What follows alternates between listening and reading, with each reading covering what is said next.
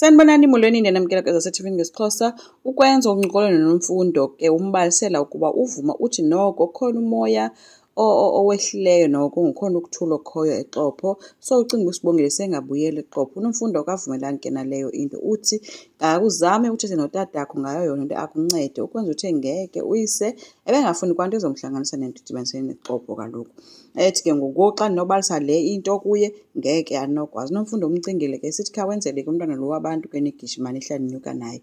Uye wangena ke uSibongile sithi yena kodwa ke akazukwazi yena ukuya kwakulaa Xhopho njengangoku usazohlala phaa. So baye bamangala. UPhetheni kuvele ke yena ke ncokola noSamke efowunini. UPhetheni guys excited uphezulu uthi nje excited indaba yokuvulwa kwemgazini esithi futhi at least noSibongile kaseyongxaki into edibanisene nefamily yakhe. Samke kangayihoyekele phathi kaSibongile uncokole ngale factory ke into yona. Ukwenza ke guys ude wazincama ke wathetha notatakhe babonakele ke bekwavuma apho uvuma benethemba loba bangena nje bazongena noSibongile kanti uSibongile akekho. Unjengaye ke uthe uzocela uxolo apha ngezenzo zikaKwenzo kuvuma. Uvuma uthe hayi lo mfana wenze yonke into ebingenziwa noba nguphi na umfana. Wabesebuza into yoba bamvakashele ngelithini na xa kanti abezanga noSibongile. Unjengaye utshilo ke into yoba hayi sizocela ke nathi ke singenelele kule nto yale nduna. Sicela ubiza umhlangano wenduna nayo ibe khona. Fikile ke nyani induna nabantu bayo ke ithi ke izohlawula ngayo yonke lento eyenzekileyo. Inhlawulo yakhe ke iphethe ibhotile ke yotywala ke ithi ke ngoxa segqiba uyibeka ithi mayise ke indodakazi ihambe yokwenda. Yamonyanyisa ke lento ukwenza watsho esithi wena tata awuzisoli ngesenzo sakho. Yamshawuta ke ngalo xesha. Induna ibuze uba wena ungenaphi? Ethi ndiyakubona wena mfana usifundanga isifundo sakho. So unjengaye wangenelela ke sithi ucela uxolo ke ngesenzo sikanyana wakhe kodwa ethi yonke le nto ayithethayo iyinyani.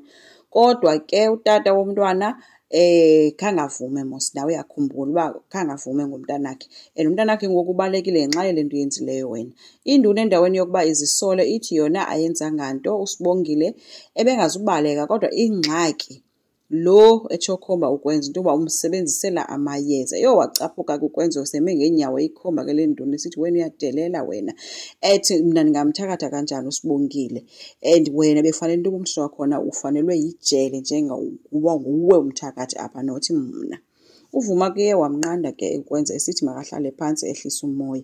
Unjengaye ke ude wabuza ke kule nduna uba bazane ixesha elingakanani bona boyi-2 nje in general. Omnye ke uthi hayi yiminyaka. Unjengaye uthi ke so ungaze kodwa ufune ukundibulalela umntwana. Induna ithi bendizothini ngoba lo bemendleleni yam. Unjengaye ubuze ukuba inkosi yona iyayazi yonke lento. Yothuka ke induna ke ngokuba kanti kuzawude kufakwe nenkosi. Wathi ke hayi bengekho bengafanelanga into ide ifike kuloo ndawo. Wathi ke unjengaye mna eyamntana abengafanelanga nditsho nayo inkomo kule nto yenzileyo. Kufana nale nto lebhotile oyishiye apha into engekhoyo nje. Kuzofuneka inkosi iyazile yonke lento. Induna ithi hayi noko ibingafuni ide ifike apha qha yena befuna nje unyanakhe abe nomfazi. Unjengaye uyamgcwalisela ke esithi umntana womntu untata apha esithubeni impilo yakhe soziphinda ifane umonakalo sowuwenzile wena mkhulu kakhulu. Wabe sembuza ukuba uyandazi nje kakuhle. Wabe sithi ndiyiyeke na kuyivusa lo mgazini ifactory apha eXhopho ukwenzela abantu balapha bahlelahluke yimisebenzi into oyifunayo le okanye ndihambe ndiye ecourt.